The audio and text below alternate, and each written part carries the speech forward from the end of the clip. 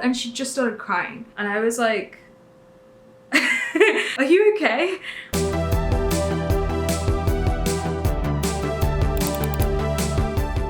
Hey guys, welcome to today's video. I wanted to have just a kind of chit chat about life in the United States as an international student. I know a lot of my videos are based on how to do this and ways to do that, but I figured you probably want to know what life at Harvard is like. And as an international, there are a couple of fun stories that I have here and there. There are some good things and some not so good things too. So I figured I would just sit down, do this video. I've been crocheting these like eyes recently, so I'm probably gonna do that at the same time. Be sure to subscribe if you haven't already, and of course give this video a thumbs up. So let's just get into it. First things first, when you come to the US as an international student, the first time when everyone's moving in, you kind of see everyone with their families and they're all helping them move in, and a lot of parents are there. I got to meet the parents of both of my freshman year roommates. I felt really homesick because I felt that my parents couldn't be there because it would have just taken up way too much time, and I'm FGLI, first gen, low income, so it just wasn't feasible for my parents to come all the way to America just to help me move into college. They could send support in other ways and I could just kind of figure it out on my own. So that was one of the bittersweet things, seeing everyone else and their parents there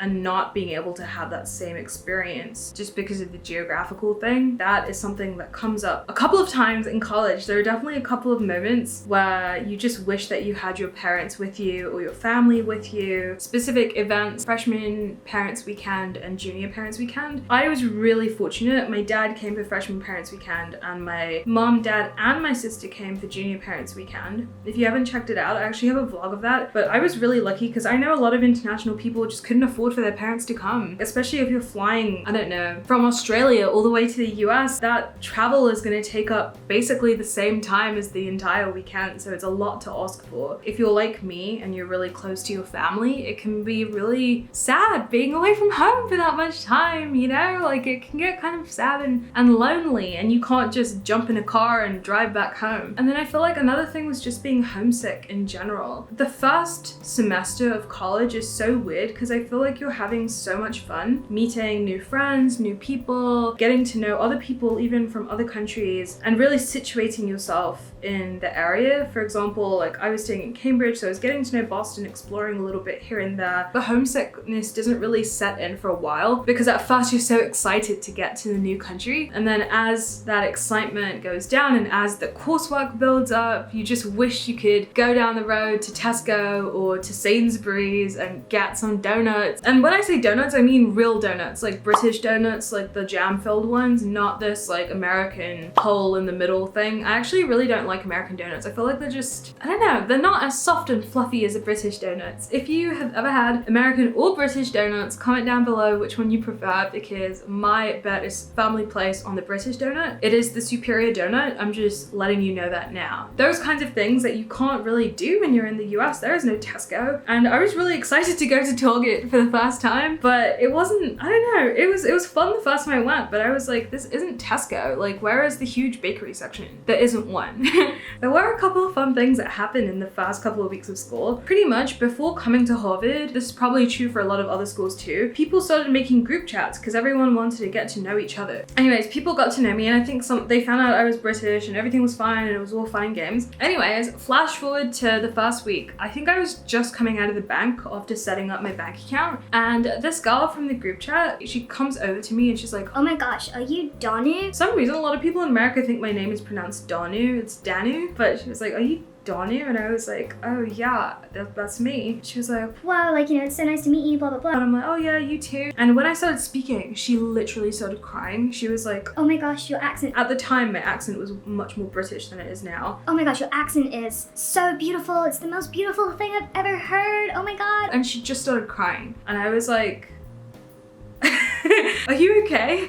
In hindsight, I'm like, yo, that's kind of strange that she cried at my accent. I came to America in the fall of 2016, and if you know anything about the fall or autumn of 2016, you'll know that that was around the time that Trump was elected. Oh, it was such a time. Me as an international and my friends, it wasn't really even a question. It was just kind of assumed that Hillary would become the next president and all of this stuff, and none of my American friends were questioning it either. So I remember going to Annenberg, the freshman dining hall, to go and watch the election results being broadcast throughout the night. And as this realization came down that it wasn't going to be a very safe election at all and that the numbers were kind of skewing to Trump's side, it was really insane because everyone was freaking out, and I had roommates trying to find out if they could emigrate to Canada. It was just crazy. And even the next day, after it turned out that Trump had won the election, professors cancelled the actual lessons that they had planned, and we ended up having to discuss our feelings and all the stuff that happened. It was just a very different approach to what I was used to in the UK. It was also kind of scary because obviously Trump had a lot of interesting things that he ran on, and it was just so shocking. And so being here for 4 years under Trump and seeing all of these crazy things that were going on and seeing how it had this global rippling effect, it's really wild because you have both perspectives. You have the perspective of being outside and the perspective of being in the US and realizing how focused the politicians are on domestic affairs without really realizing how their actions are affecting millions of people around the world too. One of the things I was really looking forward to come to America for was honestly celebrating some of the things like Thanksgiving. I grew up playing Animal Crossing, and they always had this huge thing for Thanksgiving on the game, and that's kind of one of the big reasons why I was excited to come to America and experience the culture. And so Thanksgiving happens the 4th Thursday of every November. The first Thanksgiving that rolled around, I did have host parents, so I went to my host family's house and it was great. But during the other days, because you have a break, it's not just you get that one Thursday off, you get the Friday and then there's the weekend. And most of the American people would go home to their families. I would say that on campus, it was just a bunch of international kids and then a lot of kids who maybe it would be too far away for them to make it worth it to go home. So this intersection of people, like the international people and the people who are also from further away, or FGLI, first gen low income, it was a really fun group of people. We had a lot of fun, and they would organize things for us like going to the chocolate factory, or we would all just hang out in our rooms, watch movies, have fun. But it was nice to be able to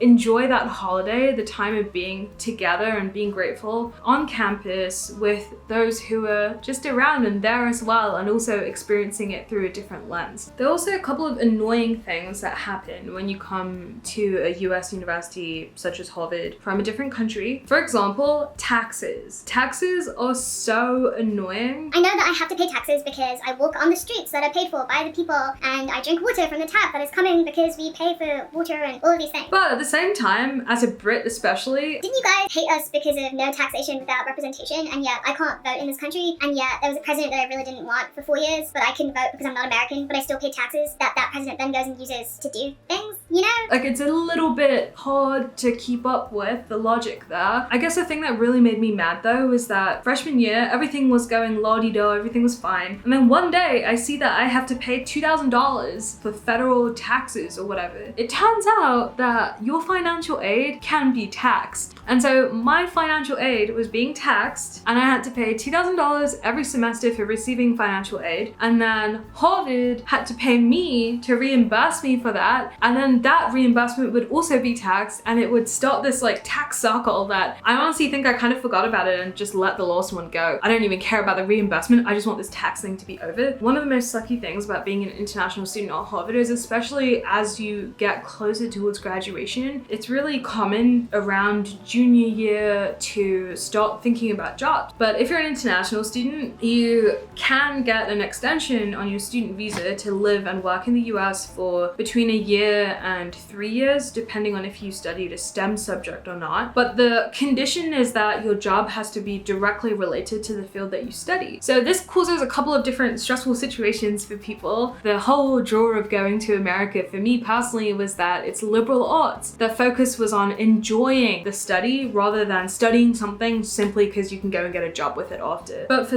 international students like myself, I majored in art, film, and visual studies, so the only jobs I can go out for are those related to that field. What that means is, for someone like me, art, film, and visual studies, if you think about the kind of jobs that there are, these aren't jobs where you have to be super specialized to get the job. There are fewer people sitting there being like, oh, like, you know what I want to do? I want to hire an international person who can't really stay past a year, and it's going to be really tricky to fill out the paperwork and understand all this stuff. It's really hard. And if you're an international student in the US coming up towards the end of your time, maybe you've already applied to internships and things like that, but you'll see this this little box of doom that's on most job applications that basically says, do you now or will you ever require sponsorship to stay in the country, to work in the country? And if you tick that box, you can just kiss your chances goodbye. It's really sad because you're kind of sat there thinking, I came to this country, I paid my taxes, I got an education, and I can't even do anything about it because no one wants to give me a job. It's just kind of one of those things where you have to figure it out. At the end of the day, all you want to do is help, you know? All you want to do is contribute and do things. So that is a bit stressful. I would encourage you, if you're international, to think about that, because if your long-term goal is to live and work in the US, then it's not going to be rainbows and sunshine just because you get into an American school. There's going to be a long road ahead for immigration stuff. To end though, I really enjoyed my experience going to school abroad. I would never change that for anything. I got to meet people from all over the US, understand a variety of perspectives that I never ever would have gotten the exposure to had I stayed just at home. I really am just grateful that I got to go to school in another country and experience a whole new world. Let me know what questions you have down below about life in America. This was more of an informal chat, but if you want me to do a more in-depth video, please just leave some questions down below and I'll answer those questions for you. Feel free to like this video if you enjoyed it, and definitely subscribe, and I will see you guys again in the next one. Bye!